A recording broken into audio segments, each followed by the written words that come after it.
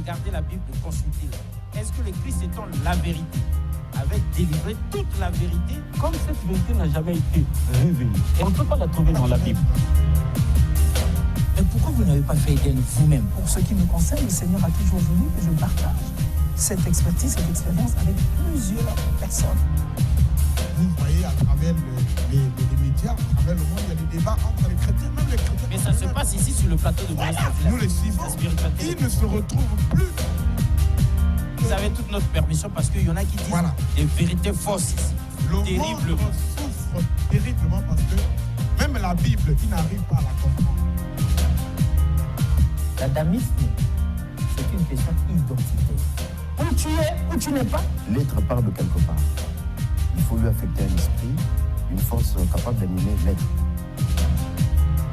Cette Afrique dont les chrétiens ne peuvent pas entendre parler était une Afrique organisée. L'Égypte était déjà organisée quand la Grèce n'existait même pas. Et vous ne pouvez pas me montrer aucun verset du Coran qui pousse aux gens d'aller tuer. La Bible est mystérieuse. C'est pas donné comme ça. C'est Dieu qui parle. Et il vient en Afrique centrale, particulièrement au Congo, et il dit, ça c'est mon territoire. Il délimite son territoire. Homéostasie, la spiritualité des profondeurs, le voyage guidé dans les mystères de l'esprit et surtout le choc des convictions duquel jaillit la vérité. Mesdames et messieurs, la suite de l'émission précédente, ce n'est ni plus ni moins que l'histoire de l'humanité depuis l'Antiquité avant Jésus-Christ jusqu'à la venue de Jésus, dont nous vivons aujourd'hui, le temps de l'ère chrétienne. C'est de ça que nous allons parler avec ce pasteur extraordinaire, pas comme les autres, ancien gendarme de son état. Nous allons lire rapidement pour ceux qui découvrent seulement aujourd'hui l'homme, donc le petit résumé sur son livre « Comment Dieu tient à libérer l'Afrique du méfait de l'argent ». Comment Dieu lui-même tient à libérer l'Afrique du méfait, sinon de tous les méfaits de l'argent. C'est signé donc pasteur Clément Bonsamio. Alors, pasteur Bonsamio Clément, chrétien, chercheur et écrivain en histoire de la religion chrétienne à travers la Bible et dans le monde. Né le 30 novembre 1941 à Brazzaville, marié, père de 11 enfants, il a débuté ses études en 1947. Là, nous n'étions même pas là, ni même moins encore Patrice Louvoiseau, encore moins Cédric Morapenda, pas encore là, même pas une idée. Le 5 septembre 1960, il est admis par voie de concours dans le corps de la gendarmerie nationale congolaise. Et là, j'aurais ce combat, aucune idée. On n'avait même pas encore pensé à lui. De l'estime de ses chefs hiérarchiques, il a passé son examen d'obtention du BAG pour accéder au grade de gendarme hors classe. Après avoir passé plusieurs autres examens, il est nommé, s'il vous plaît, au grade de maréchal des logis, de sergent-chef, d'adjudant et d'adjudant-chef. Alors, l'homme de Dieu, bonjour. Bonjour, monsieur le journaliste. Avant qu'on entre dans les questions qu'on a à vous poser sur quantité, votre expérience d'ancien gendarme, quelle lecture en faites-vous? Comment c'était l'ambiance? Qu'est-ce que ça vous a laissé? Quel héritage vous avez eu de toute cette expérience-là? S'il vous était donné, par digression, de parler un peu de votre passage dans la gendarmerie nationale, que diriez-vous? Bon, vous savez que le code de la gendarmerie à cette époque, lorsqu'on nous recrutait, il fallait tout d'abord voir la morale. Ah. Si on voit la taille, bien, il y a la vie intellectuelle, parce qu'un gendarme, c'est avec le procureur de la République, les procès-verbaux lisibles, c'est le concours. Parce que nous sommes les officiers les officiers de police judiciaire de la justice. Des OPJ. Voilà. Alors, quand je suis rentré, on voit la taille, on voit les connaissances intellectuelles, et puis la morale. Il fallait le casier judiciaire. Si le casier judiciaire, on trouve des tâches là-bas, on ne vous prend pas dans le code de la gendarmerie. On ne prend pas. Voilà. Il faut la conduite, la bonne conduite. C'était ça l'armée. On ne prend pas des gens, des voyous. N'importe qui, on ne ramasse pas n'importe qui. Parce que le corps humain est sacré. Même si tu as l'âme, attention, il faut savoir à quel moment faut-il utiliser l'arme? Voilà. Donc, c'est ça, la morale, la justice. C'est ça la République où on voyait les gendarmes à cette époque. Bien tenus. Voilà, c'était ça. Et on voit bien que vous avez gardé ça jusqu'aujourd'hui en vous. Très bien. Alors, mesdames et messieurs, vous qui prenez le train en marche, nous étions dans le premier thème avec le pasteur où il nous a décrété la Pentecôte pour nous en donner la vraie signification. Parce que Pentecôte, lundi de Pentecôte, oui, mais qu'est-ce que ça signifie? Autrement dit, qu'est-ce que ça signifiait à cette époque? Et en résumé, il nous avait dit que si nous étions restés dans l'esprit de la Pentecôte, tel que le Seigneur Jésus-Christ l'avait tracé et tel que les premiers chrétiens l'avaient vécu, nous serions aujourd'hui heureux sur la terre. Parce qu'il n'y avait pas de chrétiens capitalistes à cette époque. Il n'y avait pas de chrétiens bourgeois. Il n'y avait pas de chrétiens qui avaient tous les biens du monde pendant que d'autres autour d'eux croupissaient dans la misère. Il n'y en avait pas, contrairement à ce que l'on constate aujourd'hui. Ça, c'est donc pour ceux qui avaient raté l'émission précédente, nous avons fait ce petit résumé. Mais aujourd'hui, avant d'entrer dans ce que vous nous apportez ici, parce qu'on sait que lorsque vous dites l'histoire de l'humanité, nous savons déjà que vous avez des choses et d'autres à nous dire. Mais si nous revenions un peu sur cette question où on s'était bloqué là au moment d'atterrir, vous nous avez dit réservez ça. Pourquoi aujourd'hui, le Dieu d'Abraham est divisé comme ça en 3 religions? Donc, le judaïsme, mesdames et messieurs, le christianisme et la religion musulmane, donc l'islam. Et si vous étiez donné de répondre à cette question, que diriez-vous? Merci, monsieur le journaliste. Et justement, dans ce thème que je vais détailler ici, de l'histoire de l'humanité à l'Antiquité avant Jésus-Christ, jusqu'à la venue de Jésus-Christ, dont nous vivons au temps, aujourd'hui, le temps de l'ère chrétienne, c'est là où vous allez recevoir des réponses et des réponses de tout ça. Très bien, on vous écoute. Merci, monsieur. L'histoire de l'humanité à l'Antiquité avant Jésus-Christ n'est autre que l'Ancien Testament. Car dans l'Ancien Testament, il y avait 2 formes de croyances religieuses. Les enfants d'Israël, avec leur roi, chef d'État, tels que David, avec son gouvernement, lire 1 Chronique 27, 25 à 34, et Salomon, avec son gouvernement, lire 1 Roi 4, 1 à 6, qui adorait Dieu en offrant des holocaustes à l'autel, lire 1 Roi 3, 3 à 4, de la manière de leur ancêtre Abraham. Lire Genèse, chapitre 22, verset 13, Dieu leur accordait l'intelligence et la sagesse de devenir de vrais hommes spirituels ou dits religieux et de vrais hommes de sciences, en sciences sociales et en sciences de faits de nature, de grandes découvertes scientifiques. Lire Exode 35, 30 à 35, Daniel chapitre 1, 3 à 17 et 20 et 1 Roi 4, 29 à 34. Chez les autres peuples du monde, tels que nous étions en Égypte royale pharaonique dans le continent africain, les Égyptiens qui adoraient Dieu par plusieurs formes de dieux d'idoles, magie, le prince de ce monde leur accordait aussi l'intelligence et la sagesse de devenir des hommes spirituels ou dits religieux et des hommes de science, en sciences sociales et en sciences de faits de nature, de découvertes scientifiques. Lire 1 Roi 4, verset 30. Ainsi donc, de part et d'autre, il y avait des savants dans la sagesse de Dieu, du peuple d'Israël, et des savants dans la sagesse du prince de ce monde, tels que nous étions en Égypte royale pharaonique, dans le continent africain. Comme on avait des rois dans la sagesse de Dieu, tels que David et Salomon, et des rois dans la sagesse du prince de ce monde, tels que nous étions en Égypte royale pharaonique, dans le continent africain. Maintenant, tout ce que les savants inventaient de part et d'autre était géré par les rois de part et d'autre. Et les rois en faisaient leur compagnie commerciale qui leur appartenait. Et ces compagnies commerciales étaient gardées par les militaires de part et d'autre. C'est ce qu'on appelait le droit ancien, œil pour œil, dent pour dent. Lire Deutéronome chapitre 23, 19 à 20. Mais puisque ce Dieu qui faisait des enfants d'Israël les scientifiques, lire Exode 35, 30 à 35, Daniel 1, 3 à 17 et 20, 1 Roi 4, 29 à 34, et les rois chefs d'État, tels que David, lire 1 Chronique 27, 25 à 34, et Salomon avec son gouvernement, lire 1 Roi 4, 1 à 6, c'est ce même Dieu manifesté en Jésus-Christ, bien écrit dans le Nouveau Testament.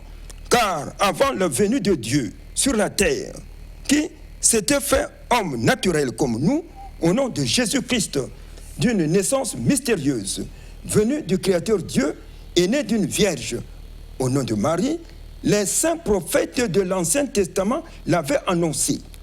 Lire Ésaïe 7, 13 à 14, Ésaïe 9, verset 5, et dans le Nouveau Testament, dont nous vivons aujourd'hui le temps de l'ère chrétienne, qui est le droit nouveau, lire Matthieu 1, 18 à 25.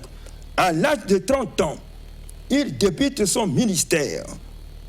Lire Luc 3, le verset 23, en se faisant baptiser par Jean-Baptiste dans l'eau du Jourdain. Lire Luc 3, 21 à 22. Matthieu 3, 13 à 17. Il recrute ses disciples qui étaient au nombre de 12.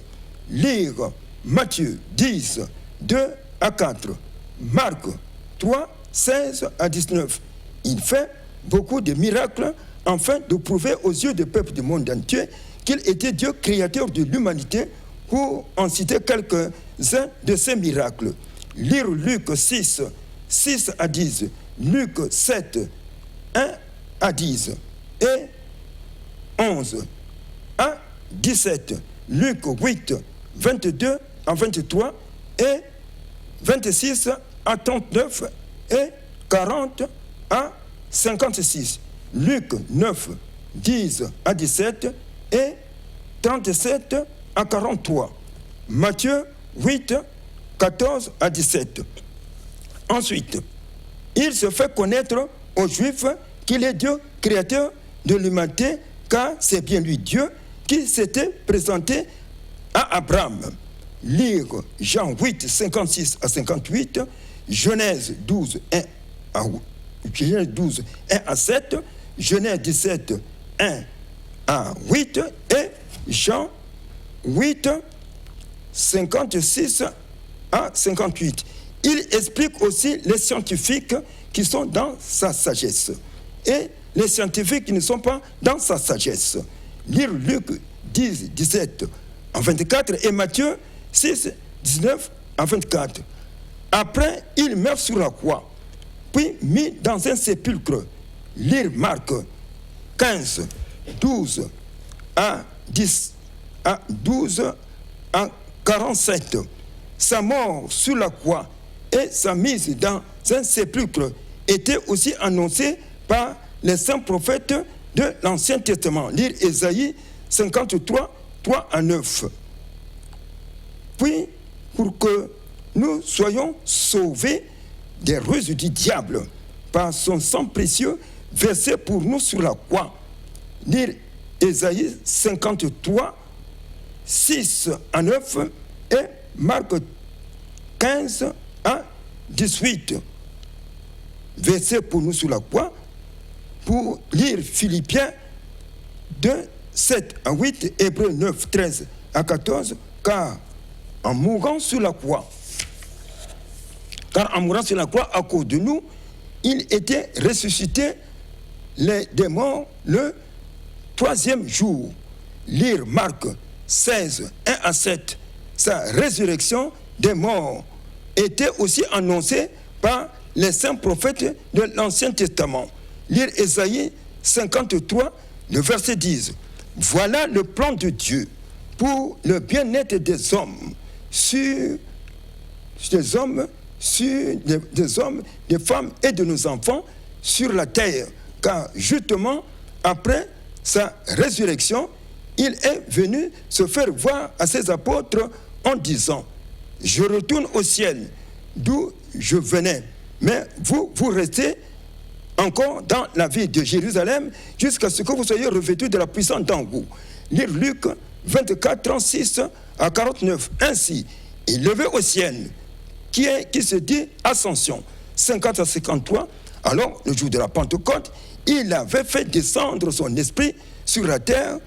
C'était le grand jour de la fondation de son église chrétienne d'amour et d'avenir de l'humanité.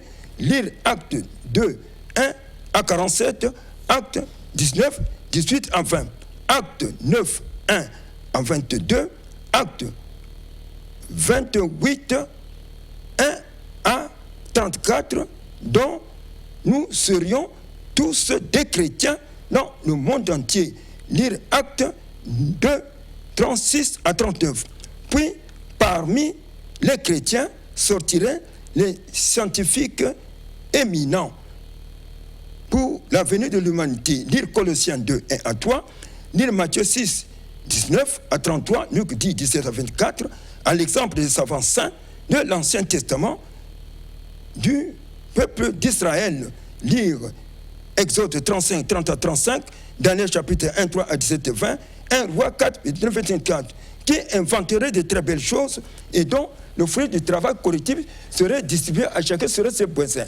Sans guerre, sans militaires armés de fusils, sans armes nucléaires, il n'y aurait jamais de commerce d'argent, de lutte de classe, de la haute bourgeoisie, de discrimination raciale de peau blanche et noire, de divisions ethniques. Il n'y aurait jamais de jeux sportifs et de compétition. Mais c'était sport tel que le footing, uniquement pour maintenir en bon état le corps physique. Il n'y aurait jamais de boissons inifiantes, mais la boisson non indifférente. Il n'y aurait jamais de chansons et danses spirituelles divines, de gloire divine. Il n'y aurait jamais de chansons et de danses spirituelles mondaines, de bars éternels, mais des chansons et danses spirituelles divines dans la gloire du Seigneur Jésus-Christ. Lire Psaume 150 et à 6. Voilà l'Église du Christ, le christianisme universel, dont nous serons heureux sur cette planète et dont la direction du christianisme serait à Jérusalem. C'est là-bas dont on partirait toutefois en pèlerinage pour aller rendre gloire à notre Seigneur Jésus-Christ, qu'on appelle aussi le monde de terre socialiste. Posez-moi la question là. Voilà. Mais la question justement c'était de savoir pourquoi est-ce que c'est divisé en 3 religions. Voilà. Pourquoi aujourd'hui, quand on tient compte de tout ce que vous venez de dire, le Dieu d'Abraham en question est divisé en 3 religions, le judaïsme, le christianisme, l'islam, sinon la religion musulmane. Merci. Vous savez, comme je venais de le dire, la religion chrétienne, c'est le Nouveau Testament dont nous serons heureux. Mais cette religion chrétienne, qui est le Nouveau Testament, s'était développée pendant 3 siècles et 13 ans dans le monde. Malgré les persécutions des chrétiens par les autorités romaines, la religion chrétienne, qui est le Nouveau Testament d'avenir, s'était développée pendant 3 siècles et 13 ans dans le monde.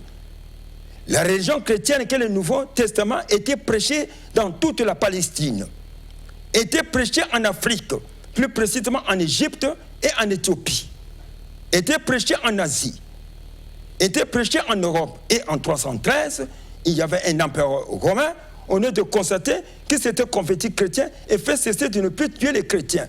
Alors Rome rentre dans la plénitude du Saint-Esprit et le christianisme est enseigné jusque dans le collège de Rome. Voilà comment Rome avait reçu toutes ces bénédictions de la part du Seigneur. Mais par maladresse, après 313, de la mort de l'empereur romain, on est de constater qu'il s'était converti. Les autres avaient introduit du paganisme dans le christianisme. D'où la religion chrétienne d'amour de l'humanité hypothéquée devenait la religion officielle de l'Empire romain au nom du pape. Mais puisque la religion chrétienne, qui est le Nouveau Testament, est hypothéquée, ça devient la religion officielle de l'Empire romain au nom du pape. La Bible ne pouvait plus être à la portée de tout le monde. La Bible était confisquée à Rome. Voilà pourquoi, à partir du 5e siècle, vous êtes des enfants, vous n'avez pas passé dans ces écoles. Moi, je suis pas dans les écoles chrétiennes.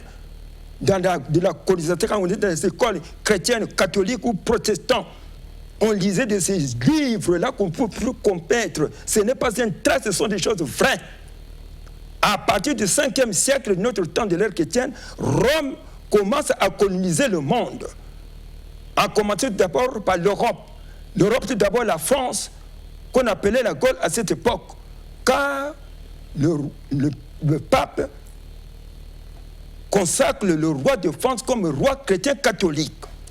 Maintenant, lorsque le prophète Mahomet était venu en 622, en fondant la région musulmane, Mahomet, issu des générations d'Ismaël, Ismaël, l'enfant adultère d'Agar, avec Abraham, qui était arabe. Mais le prophète Mahomet avait trouvé quelle forme de région sur le terrain? Moi, je pense que c'est la région chrétienne de guerre et de conquête de l'Empire. Donc, les pauvres musulmans ne pouvaient être aussi que des tyrans. Voilà pourquoi, dans plusieurs livres d'histoire classiques que nous étudions à l'école, nous constatons très bien les rois chrétiens catholiques de France s'en vont se battre avec les rois chrétiens catholiques d'Allemagne, de la Belgique ou de la Grande-Bretagne. Puis, tous ces rois chrétiens catholiques d'Europe s'organisent en croisade d'aller se battre avec les musulmans dans le but de reprendre la ville de Jérusalem qui jusque-là était gardée par les musulmans. Compte tenu des guerres et de conquêtes, de commerce et d'argent et des inventions, des choses bonnes et mauvaises qui gagnèrent l'Europe entièrement chrétienne et catholique, au XVIe siècle, il y avait eu un mouvement religieux qu'on appelait la Réforme. Et les meneurs de ce grand mouvement religieux qu'on appelle Réforme furent Calvin et Martin Luther. Alors, qui fut Martin Luther? Martin Luther fut moine de nationalité allemande. Il enseignait la théologie à l'université de Wittenberg en Saxe-Allemande. Très pieux dans la Bible, il aura des révélations des savants éminents chez les Blancs comme chez les Noirs au service de l'humanité. Il écrit une lettre de proposition au pape de dégager les idolâtries dans l'Église. Tout d'abord, cette affaire du célibat des prêtres. 2, cette affaire de croyance aux morts. 3, cette affaire du purgatoire. Cette affaire de la Vierge Marie. Il n'y a que 2 sacrements sacrés laissés par Jésus-Christ, le baptême et la communion. Au lieu de 7, alors, cela devrait lui coûter cher. Il va, quand vous le faites dans un château, il serait tué.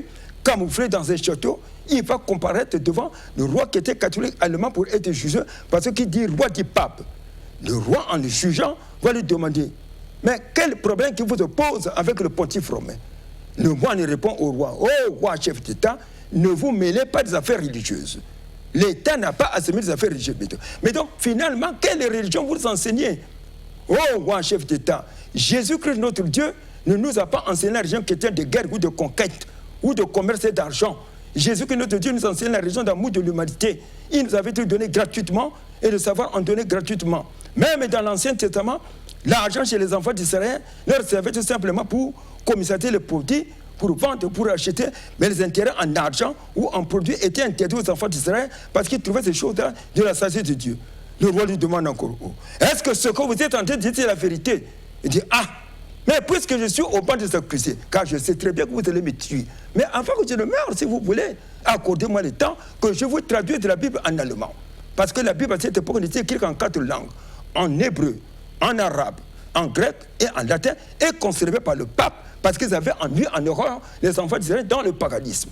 Il traduit la Bible en allemand, il remet au roi. Le roi, en lisant la Bible traduite en allemand, va constater effectivement ce que disait le moine, c'était la vérité.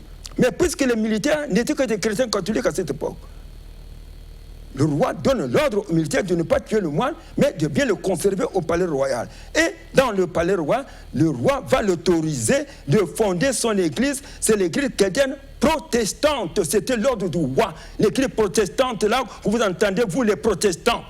C'est le roi qui avait donné l'ordre.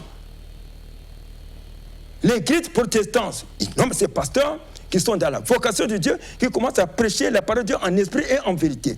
Et les Européens qui se sont adhérés dans l'église chrétienne protestante commencent à changer le mode de vie, le mode de comportement, d'aimer les prochains, d'aimer les biens du prochain, comme le dit les Saintes Écritures. Mais certains chrétiens catholiques n'étaient pas d'accord. Ils commençaient à tuer, faire du mal à ces protestants. Le roi dit, non, ne me tuez pas ces protestants. Ces protestants ont pleinement raison. Moi, je suis roi. Le pape aussi est un roi. Nous sommes sur le même point d'égalité. Ne me tuez pas ces protestants. Dans ces péripéties, l'Allemagne s'est divisée. L'une chrétienne catholique et l'autre chrétienne protestante. Et la Bible, publiée dans le monde européen. Mais puisque tout le monde était intellectuel, la Bible a donc servi de la philosophie chrétienne et affaibli le pouvoir du clergé et des nobles au profit du système capitaliste. De ceux qui avaient créé de l'argent au Moyen-Âge et qui n'étaient pas libres de leur commerce. Quand tous ces rois envoyaient des bateaux qui naviguaient dans les hautes mers pour venir piller les matières premières ici en Afrique, dans la traite négrière, dont les colons capturaient nos parents d'Afrique noire qui partaient travailler les plantations de canne à sucre en Amérique. Un nouveau monde qu'ils avaient découvert en 1482 par Christophe Colomb. Ces commerçants qui étaient catholiques d'Europe, qui avaient créé de l'argent au Moyen-Âge, n'étaient pas libres de leur commerce, ils étaient sous la dépendance de rois. Et aussi, ils ont profité de ces faiblesses du clergé et des nobles en disant, tiens, vous les clergés et les nobles, vous étiez en train de nous interdire de l'argent. Oh, l'argent, ce n'est pas bien, ce n'est pas bien. Or que vous-même, vous avez gaspillé l'église du Christ en introduisant du paganisme dans l'église du Christ. Eh bien, nous aussi qui avons créé de l'argent, il faut que nous gagnions parce que nous devenons tous des commerçants. Donc, il y a cette affaire de liberté commerciale. Donc, c'était cette poignée de ces commerçants qui étaient catholiques à partir de la France qui avaient fait cette révolution capitaliste qu'on appelle la révolution bourgeoise française de 1788 en disant au clergé. À partir de ce jour, 1782, la France fait sa révolution bourgeoise.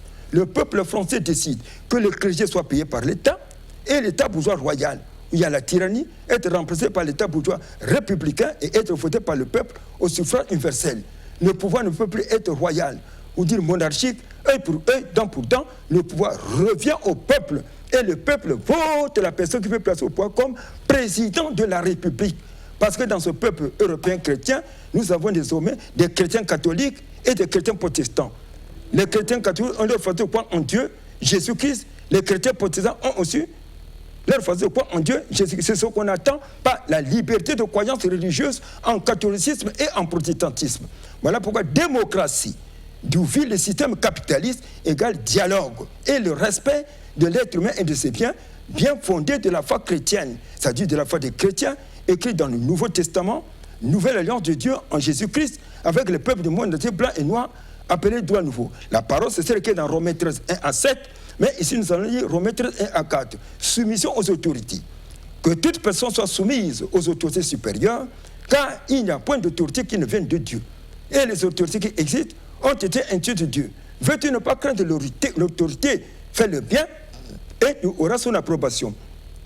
Le magistrat est serviteur de Dieu pour te bien. Mais si tu fais le mal, crains, car ce n'est pas en vain qu'il porte l'épée, étant serviteur de Dieu pour exercer la vengeance et punir celui qui fait le mal. Mais le mal, c'est quoi? Mais le mal, ce sont les erreurs ou fautes que nous commettons dans la société qu'on appelle infraction dans le code pénal. Litige entre le commerçant et le consommateur, entre le patron et l'ouvrier, entre l'ouvrier et le patron, entre le syndicaliste et le patron, entre le syndicaliste et l'ouvrier, guet-apens, attentat à la pudeur, séquestration, excitation d'une fille mineure à la débauche, vol, viol des filles et des femmes, la consommation du chanvre indien, port illégal de la tenue militaire, détention illégale d'armes de guerre, utilisation illégale d'armes de guerre par le policier, les gendarmes et les militaires commettant ainsi des actes de barbarie. Non-respect du travail, inconscient professionnel, le détournement des biens publics ou privés, le détournement des fonds publics ou privés, risque sur la voie publique, outrage à l'agent de la force publique dans l'exercice de ses fonctions, policiers, gendarmes, militaires, abus de confiance, escroquerie, détournement, violation des objectifs, la création de milices qui nous provoquent des guerres civiles. Voyez, abattage d'arbres d'animaux sans autorisation appropriée, les coups d'État, les grandes guerres, les tortures, les pendaisons, brûler les gens, le tribalisme et le janisme, il y a beaucoup de ces infractions. Lorsque vous les commettez, vous êtes sanctionné par la loi. Et la loi vient de Dieu. Jésus-Christ, qui est la loi de l'État républicain, est démocratique, la non-violence. Mais qui nous enseigne la non-violence, l'amour. Mais c'est bien Dieu, Jésus-Christ. C'est là que vient ce mot de la démocratie. Ainsi, les armes ne confusent pas les nations. Les armes détruisent les nations, mais ce sont les idées positives qui conduisent les nations. Ainsi, donc, le président de la République, quand il vient au pouvoir, c'est vrai, le président de la République sort d'un parti politique, mais quand il devient président de la République, il n'est plus président de la République d'un parti politique, mais il est président de la République de tous les partis politiques au pouvoir d'État et des partis politiques non au pouvoir d'État, appelés opposition, et de tous ceux qui ne font pas la politique. Moi, je suis un pasteur, je ne fais pas la politique, mais je contribue à la vie des populations. Ainsi donc, le chef de l'État, une fois au pouvoir, la première des choses qu'il doit penser, c'est de créer des emplois. Il y a ceux qui travaillent dans des usines, d'autres dans les administrations et d'autres dans l'armée. Puisqu'il est le chef suprême de la magistrature et des armées, magistrature chargée de la morale et de la justice du peuple dans la République, de ce que les militaires et les civils de bien se comporter dans la République. Quand dans la République, il y a la moralité et la justice. Voilà. Merci, vous l'aurez compris. Hein? Le temps est contre nous. En fait, nous avons encore 5 questions, mais on se demande si en 5 minutes on peut les finir. On va essayer de faire vite. Quelle différence, oui, il nous reste très peu de temps. Quelle différence faites-vous entre l'argent, finalement, et la démocratie? Merci, monsieur le journaliste. L'argent, lorsque nous voyons dans 1 Timothée 6, verset 10, car l'amour de l'argent est une racine de tous les maux. Et quelques-uns, en étant possédés, se sont égarés loin de la foi et se sont jetés eux-mêmes dans bien des tourments. Tandis que la démocratie, c'est la sagesse, c'est l'amour, c'est la paix, c'est la justice, la non-violence, faire le bien, le droit de l'homme, de la femme et de l'enfant.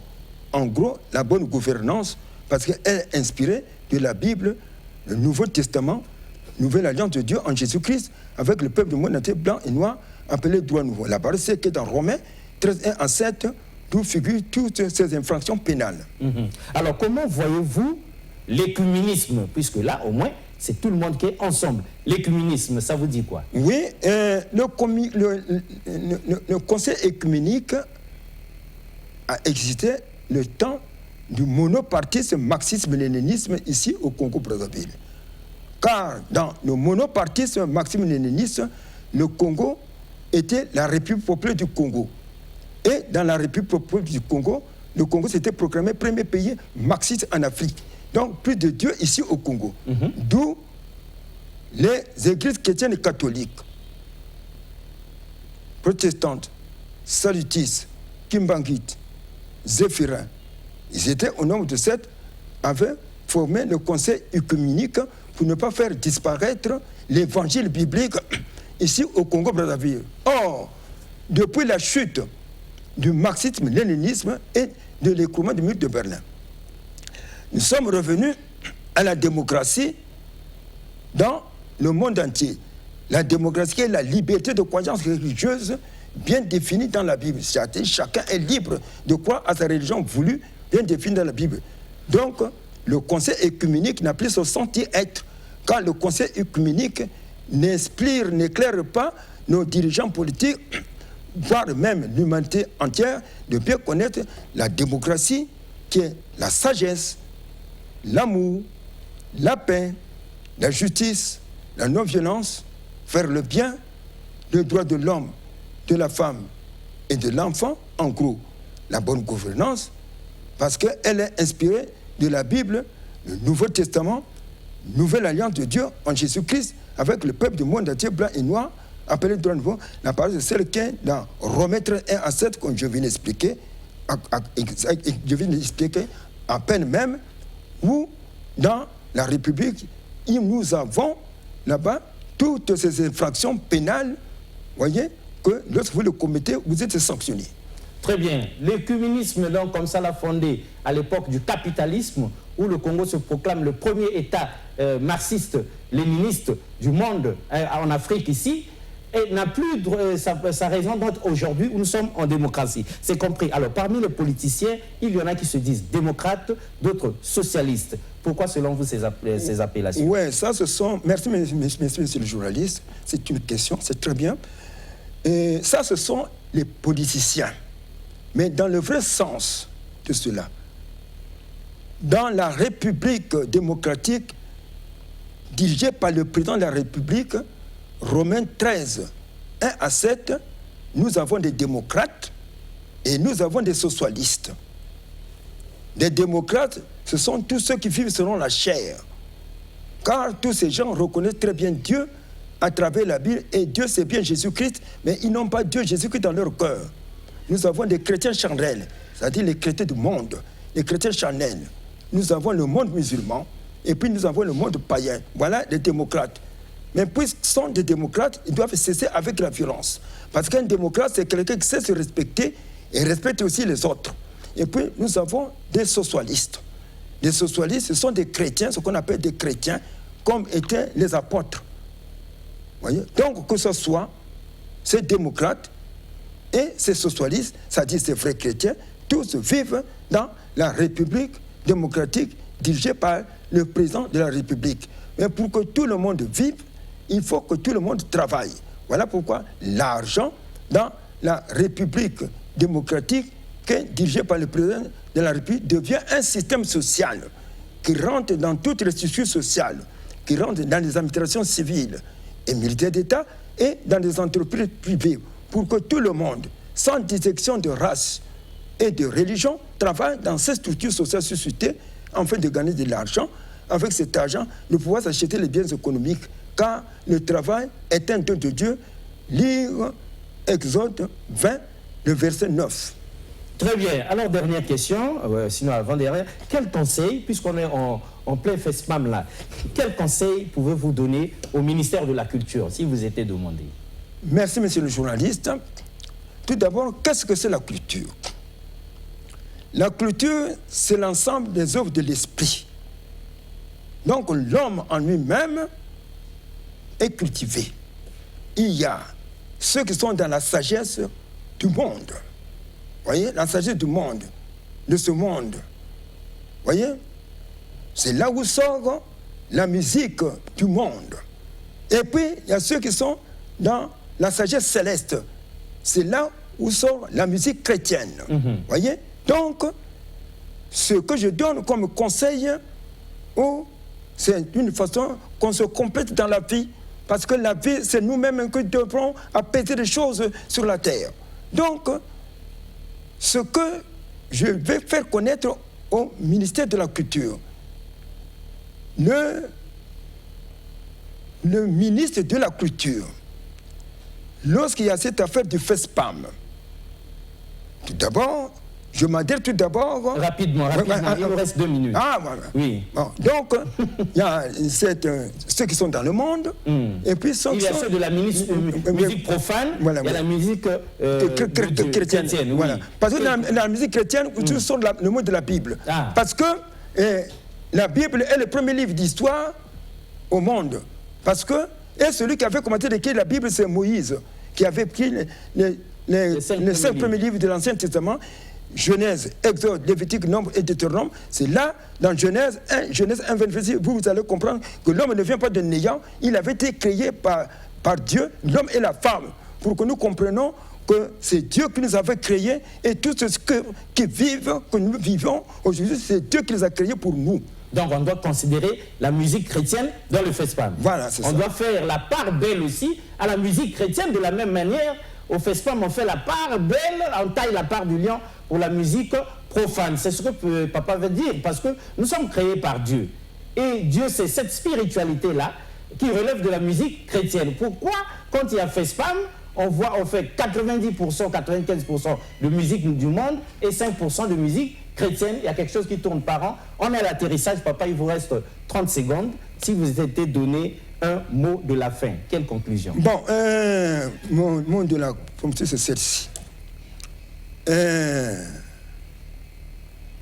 Les Blancs écrivent l'histoire de leur nation à partir de leur chef d'État. Moi aussi, Dieu m'a donné cette inspiration d'écrire l'histoire de l'Afrique à partir de mes chefs d'État. Pour que nous comprenions, pour que les enfants comprennent. Tel chef d'État a fait ça, tel chef d'État a fait ça, que les enfants aussi comprennent. Et tout est dans ce livre-là. C'est un livre très riche. Donc, ce livre qui compte près de 242 pages. Vous voyez? Donc, dans ce livre, il y a beaucoup de choses qui sont là. Tout. Donc, c'est le véritable livre de prise de conscience. Nous, en Afrique, de mettre fin à cette affaire de guerre civile en Afrique et ces pays de grandes puissances de mettre fin à cette affaire de grande guerre dans le monde pour la survie des populations. Ce livre doit rentrer dans nos écoles, les Africains, même des Blancs. C'est une prophétie. Et jusque les chefs d'État du monde, que ce soit les chefs d'État de ces pays soi-disant développés, et nous, c'est la République, mais c'est de la Bible. C'est international pour que nous prenions conscience de notre vie dans la société. En tout cas, vive la paix, vive la justice, que Jésus-Christ, notre Dieu, bénisse le Congo, le reste du continent africain et le monde. Amen. Amen.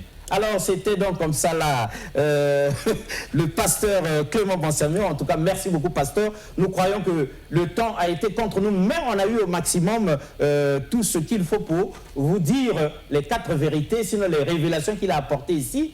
Mon peuple périt faute de connaissance. Certes, mais là, le pasteur est venu avec cette révélation pour nous apporter de la connaissance dans le tome 1 et 2 de son livre « Comment Dieu tient à libérer l'Afrique du méfait de l'argent ». Et nous avons eu la quintessence même, le résumé spirituel de l'histoire de l'humanité, depuis l'Antiquité là-bas à nos jours. Au revoir et à la prochaine. Merci beaucoup une fois de plus. Regardez la Bible, consultez-la. Est-ce que le Christ étant la vérité avait délivré toute la vérité? Comme cette vérité n'a jamais été révélée, et on ne peut pas la trouver dans la Bible. Mais pourquoi vous n'avez pas fait aider vous-même? Pour ce qui me concerne, le Seigneur a toujours voulu que je partage cette expertise, cette expérience avec plusieurs personnes. Vous voyez à travers les médias, à travers le monde, il y a des débats entre les chrétiens, même les chrétiens. Mais ça se passe ici sur le plateau de Moïse. Nous les suivons, ils ne se retrouvent plus. Vous avez toute notre permission parce qu'il y en a qui disent des vérités fausses ici. Le monde souffre terriblement parce que même la Bible, ils n'arrivent pas à la comprendre. L'adamisme, c'est une question identitaire. Où tu es, où tu n'es pas. L'être part de quelque part. Il faut lui affecter un esprit, une force capable d'animer l'être. Cette Afrique dont les chrétiens ne peuvent pas entendre parler était une Afrique organisée. L'Égypte était déjà organisée quand la Grèce n'existait même pas. Et vous ne pouvez pas me montrer aucun verset du Coran qui pousse aux gens d'aller tuer. La Bible est mystérieuse. C'est pas donné comme ça. C'est Dieu qui parle. Et il vient en Afrique centrale, particulièrement au Congo, et il dit, ça c'est mon territoire. Il délimite son territoire.